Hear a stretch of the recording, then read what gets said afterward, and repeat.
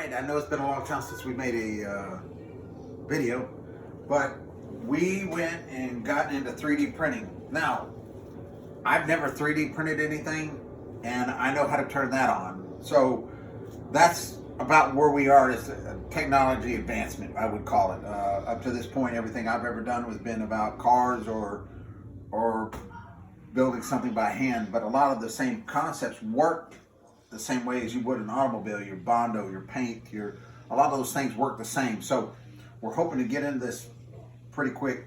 I did a good bit of research before I got into this.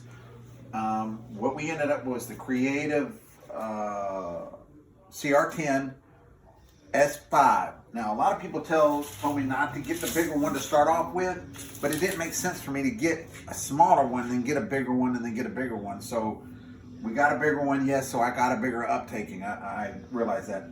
I went ahead and downloaded a slicer program, and it's called Cura, C-U-R-A. People told me I was going to need it, so I went ahead and downloaded that. This literally just came in. I started pulling the parts out of the box before I said, nah, I'm going to make a video about this for people that's never done this. Somebody like me you get a box, you got 1,000 pieces here, and what do I got to do next? So we're going to go on this venture together. Everything came pretty well wrapped. The box was pretty beat up, but it had this casing in it. Everything was inside of this, and it was nicely protected. It comes in this piece of the control box here with its wiring. I'm gonna set this up inside because we ain't gonna need that for a few minutes. And then you have your top frame mount that's here.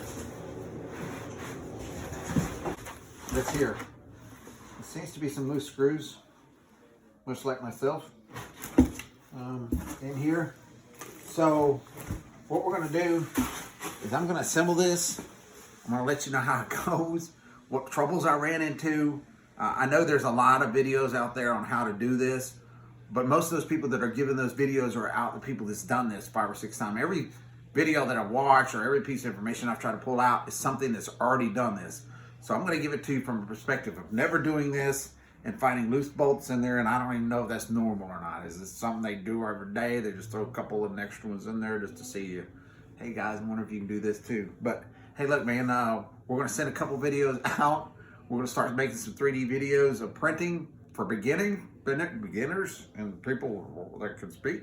And we'll go on this venture together. So just subscribe, like, start following us. We'll get this worked out. All right, thanks.